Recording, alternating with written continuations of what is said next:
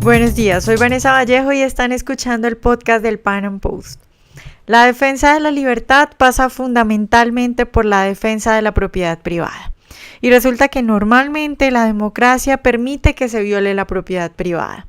Decía Hans Hermann Hoppe en alguna de sus conferencias, dando un ejemplo a mi consideración bastante pertinente, que si sucediera que los habitantes del mundo tuvieran un mismo gobierno y realizaran unas votaciones para decidir las políticas y el futuro del mundo, habría una coalición entre China e India para establecerse como nuevo gobierno mundial. Y pues posteriormente se consideraría que hay mucha riqueza concentrada en Occidente, por lo que se pondría en marcha un plan de redistribución de la riqueza. Bueno, en eso consiste la democracia que conocemos hoy, en que la mayoría, sin importar qué tan inmoral o incluso poco efectiva sea su decisión, tiene el poder y la última palabra. Para hablar de este polémico tema, hoy he invitado a Javier Pérez Bódalo, abogado y doctorando en Derecho y además miembro del Instituto Juan de Mariana. Bueno, Javier, yo quisiera empezar preguntándote, ¿tú crees que la democracia es una dictadura? Yo creo que la democracia puede hacer caer algunas dictaduras, pero también puede llegar a crear otras. Javier, ¿cuál es la relación entre democracia y ética? Porque muchas personas suelen creer que la democracia es como el non plus ultra y creen que simplemente lo que diga la mayoría es lo correcto y lo que se debe hacer, pero pues resulta que no, en pocas ocasiones ocurre lo contrario y lo ético y lo correcto nada tiene que ver con lo que la mayoría cree. Entonces, para ti, ¿cuál es la relación que existe entre ética y democracia? Claro, yo creo, como bien dices, que llegan a ser contrapuestas en muchos casos. El problema, y de eso hablaba Bastiat, y lo he citado en algún artículo últimamente, se da cuando el ciudadano se ve en la tesitura de ver que la ley se enfrenta a la moral y tener que decidir entre comportarse de forma ilegal o comportarse de forma inmoral. Al final, con la democracia, con la mayoría, con la tiranía, a fin de cuentas, del 51%, se pueden crear leyes y legislaciones profundamente inmorales que sean contrarias a la ética. Se nos ocurren muchísimos casos, ¿no?, de legislaciones vigentes o legislaciones del pasado que, a pesar de ser mayoritarias, a pesar de haberse sostenido en el tiempo y de haber salido de parlamentos electos democráticamente, eran profundamente injustas y, por tanto, contrarias a la ética. Claro, Javier, ¿tú estás de acuerdo con esa idea de que la democracia en la política es una forma de expoliación sistemática?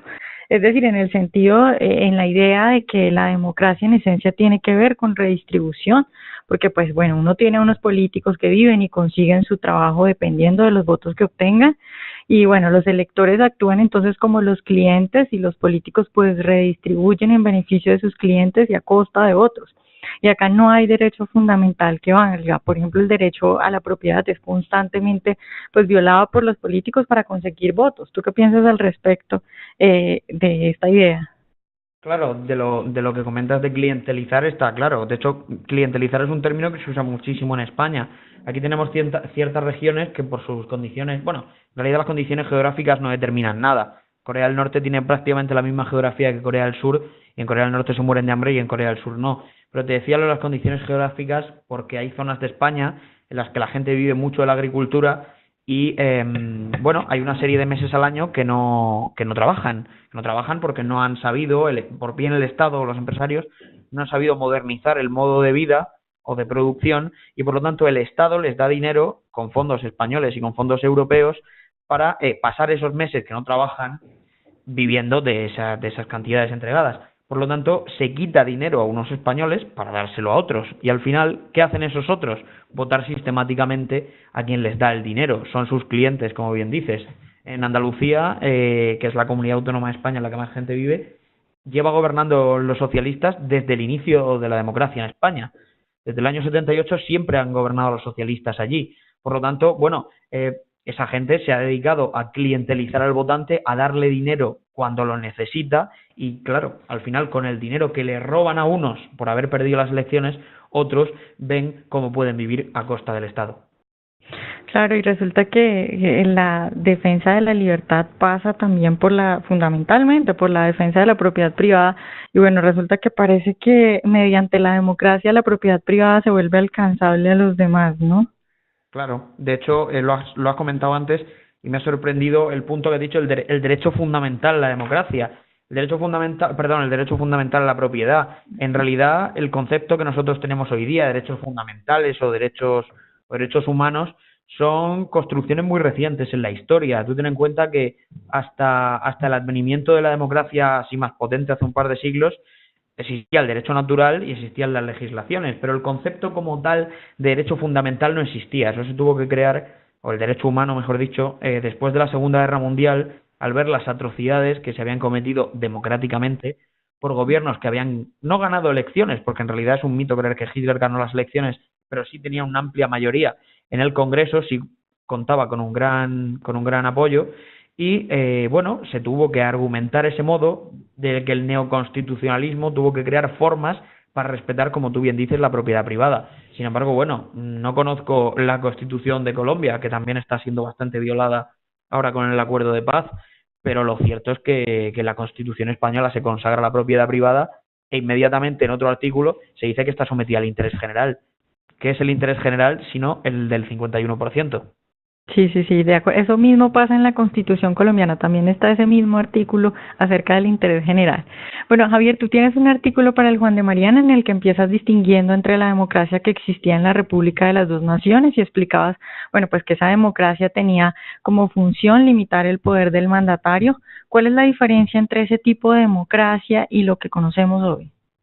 Pues de forma muy breve y para explicarlo sencilla, esa era una democracia para limitar al poder y la democracia que hoy tenemos sirve para legitimar al poder.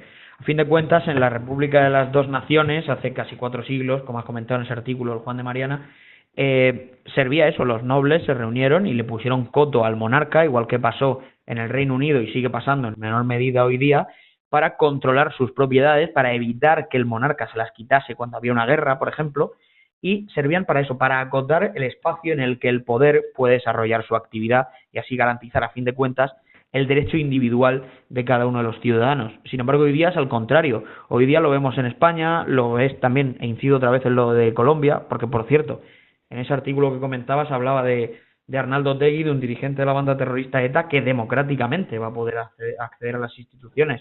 En Colombia al final pasa igual. La democracia sirve con un plebiscito o con un referéndum, no sé cómo se ha llamado allí, para que la gente diga si puede haber paz o no. Bueno, es que eso no se decide con los votos, como tú comentabas en Facebook hace unos días, creo. La libertad o la paz no se deciden con los votos, se decide cuando los asesinos dejan de matar y al que le matan no tiene por qué votar nada, simplemente tiene que poder vivir en paz. Claro, justamente te iba a preguntar eso y bueno, un poco para contextualizar a nuestros oyentes que no son de España, uno de los líderes de ETA pues tendrá la posibilidad de ocupar un escaño en el Parlamento Vasco.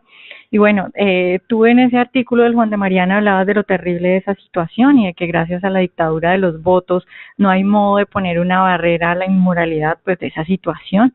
Y como tú bien lo dices, en Colombia estamos viviendo lo mismo, pero pues mucho peor. Próximamente habrá un plebiscito y los colombianos saldrán a decidir si están de acuerdo o no con lo que por allá hablaron unos grupos, la cúpula de la guerrilla y el gobierno.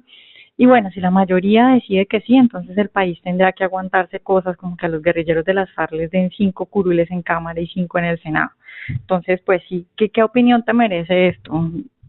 Bueno, al final es que volvemos a lo mismo, o sea, la dictadura de la mayoría. A nadie se le ocurriría a nadie se le ocurriría hoy ya sí, pero hace unos años que un miembro del partido nazi en la Alemania en los años 50 se pudiera presentar a las elecciones por mucho que se arrepintiese. El problema, además, ya no es tanto el que el sistema se lo permita, porque el sistema se corrompe hasta límites insospechados, sino que haya millones, en el caso que comentábamos de España, millones de españoles, que aunque digan que no quieren ser españoles, lo son, que estén dispuestos a votar a alguien que ha sido dirigente de una banda terrorista. Al final la cosa es muy sencilla. Normalmente al asesino se le estigmatiza. De hecho, nuestros amigos liberales siempre hablan de eso, ¿no? De que antes de que existiera la justicia penal como la conocemos, en ciertas tribus que siguen existiendo, en ciertas civilizaciones, a quien era un asesino se le repudiaba, no se comerciaba con él, nadie quería darle asilo en su posada, no podía entrar a las ciudades y demás. Sin embargo, bueno, ahora vivimos, y eso es algo bastante común en Europa, no solamente en España, ha pasado con el IRA, ha pasado con algunos movimientos terroristas alemanes, que se termina encumbrando al asesino y diciendo que, bueno, que la víctima probablemente tenía algo de culpa. si la gente es tan, bueno, es que tampoco quiero usar un término malsonante, pero tan irresponsable de votar a favor de que se ponga en igualdad al asesino con el asesinado, pues por lo menos el sistema debería poder tener pesos y contrapesos, que eso es a fin de cuentas en lo que se basaba la separación de poderes, para evitarlo. Claro, Javier, ¿tú crees que hay una confrontación natural entre libertad y democracia? Yo creo, como te decía, y va en la línea de lo que me has preguntado al inicio, que la democracia, y ese es uno de los problemas que tenemos los minarquistas, de cómo explicarlo, siempre que se limite a lo estrictamente necesario, que vincule a todos y no exista un modo mejor o menos gravoso para resolverlo, es válida. Todo lo demás escapa de la libertad. Al final, la democracia tiene que ser como el Estado y como el derecho penal, última ratio. Cuando ya no queden más opciones, habrá que votar y habrá que ver en qué términos se vota. Porque claro, lo que no se puede hacer es votarlo todo, pero tampoco podemos condenar al sistema democrático per se, porque al final estamos cayendo en un relativismo absurdo. Quien derribó el muro de Berlín fueron las democracias liberales anglosajonas, fue gente como Margaret Thatcher, como Ronald Reagan, como San Juan Pablo II, que con la libertad en la mano, pero basándose en herramientas obviamente democráticas en ese sentido que hablamos limitado, pudieron atacar a ese enemigo que era el comunismo. Al comunismo se le ganó políticamente, desde luego ideológicamente no. Han hecho grandes trabajos de marxismo cultural en la sociedad, como hablabas con Ignacio en este mismo podcast hace unos meses, y han conseguido grandes triunfos. Pero sí, la realidad es que no hizo falta ningún referéndum para acabar con el muro de Berlín. Y claro, tú hablabas de que no se debería votar todo. También otro punto importante es que no todos deberían votar todo, ¿no? Efectivamente, claro, al final las decisiones incumben a quienes vinculen. Y es curioso porque, fíjate, y ya en la línea también, y es que no quiero centrarlo en el debate sobre el tema de ETA, pero es curioso que cuando se habla de la independencia de Cataluña o de las provincias vascas, siempre se dice que solo son ellos los que tienen que votar, a pesar de que a todos los españoles nos afecte la integridad territorial de la nación, nos afecte el modo de distribuir esos impuestos que pagamos y demás. Ellos quieren votar solo ellos. Pero, sin embargo, para cosas tan absurdas como cuánto fertilizante puede echar un agricultor de la provincia de Almería o de quién se puede casar con quién, ahí sí votamos todos. Entonces, claro, al final el censo, lo que se llaman las listas electorales, se decide conforme a intereses partidistas de quien manda. Un ejemplo sería... Perdona, no, dime. No, te iba a decir que un ejemplo es hace poco esta idea de que los viejos no voten, ¿no?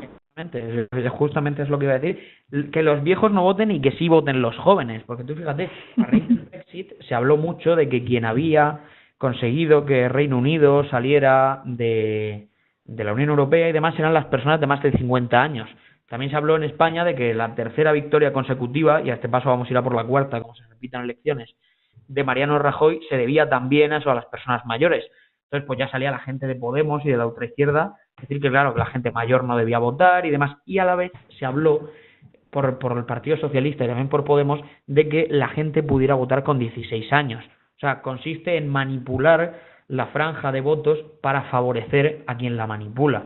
Hay una anécdota que cuenta siempre Juan Ramón Rayo, que no sabemos si es cierta o no, porque tampoco tiene base histórica real, que cuando el primer presidente de la democracia, que fue Adolfo Suárez, fue a crear la ley electoral, que, bueno, aún sigue vigente con importantes reformas, pero no ha cambiado demasiado, le dijo a uno de sus ministros que le hiciera un sistema electoral que sirviera para ganar las provincias que ya ganaban, y así lo tenemos, con el sistema de reparto aquí en España, pues para sacar un diputado del Congreso en una provincia de las grandes, como podría ser Madrid, hacen falta, no sé si son 150.000 votos, y para sacar ese mismo diputado en la provincia de Soria, que es de las menos pobladas, pues no sé si hacen falta 30.000. O sea que al final, claro, se favorece a los partidos de siempre para que sigan ganando las elecciones.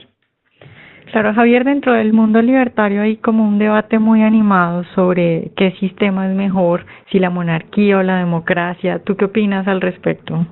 Bueno, yo, a efectos reales, el único libertario profundamente monárquico absoluto que he conocido en serio, yo creo que sería Hans Hermann Hoppe. Fuera de ahí, sí que es cierto que existe el debate entre una república al estilo estadounidense o una monarquía que la que sería deseable es una monarquía parlamentaria como la inglesa. La realidad es que en ambos casos son países bastante más libres que los nuestros. Tampoco es que sean la panacea, pero sí funcionan bien. La jefatura del Estado no creo que influya mucho en cómo se comportan sus ciudadanos. Dos ejemplos.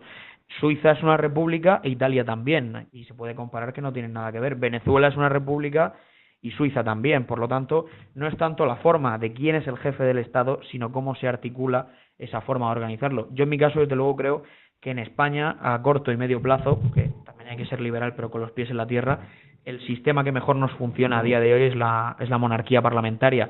No me quiero imaginar a Pablo Iglesias de jefe del Estado.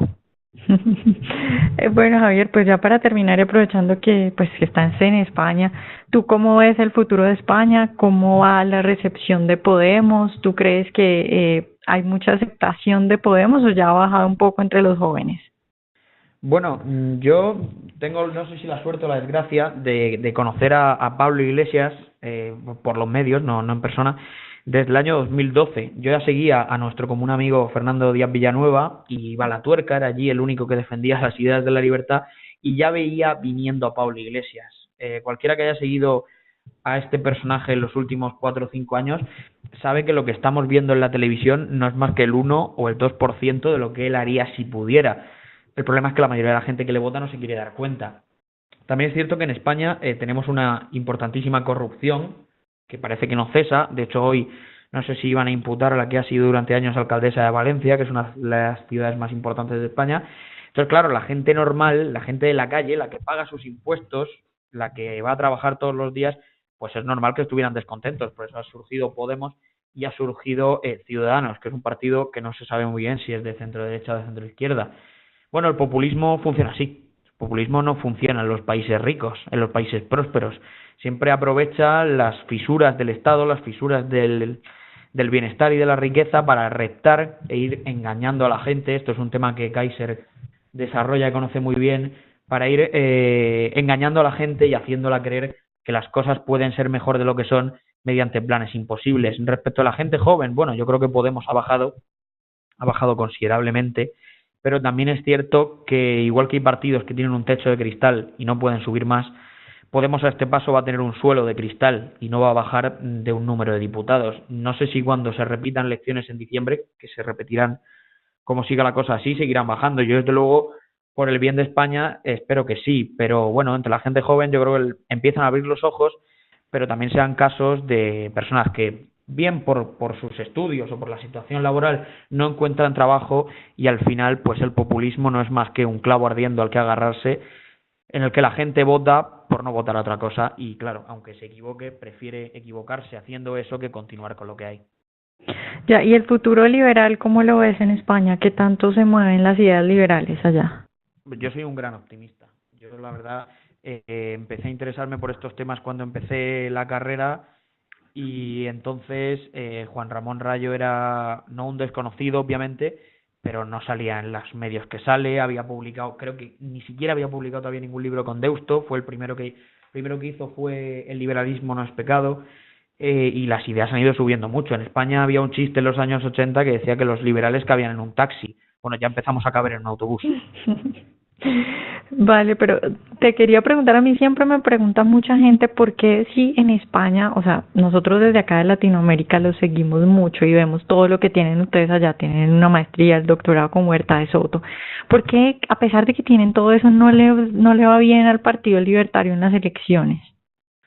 Bueno, el Partido Libertario, bueno, es que yo en realidad debo confesar que tampoco los conozco mucho, sí que conozco algunas personas muy interesantes que están dentro, pero yo creo que uno de los errores, y desde luego no es por criticarlos, simplemente es o criticarlos de forma sana, es que primero está la cultura y luego está la política.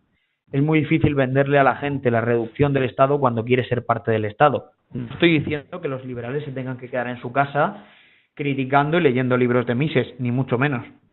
De hecho, estos días, ha sido parcialmente criticado en España Daniel Lacalle por aceptar un cargo con el Partido Popular, y yo personalmente creo, y así lo puse en las redes, que ha tomado una decisión excelente, porque hacen falta liberales en las instituciones, pero a través de partidos que ya existen. Quiero decir, hace falta por una vía el factor cultural del liberalismo y por la otra el factor político, pero el factor político con los pies en la tierra.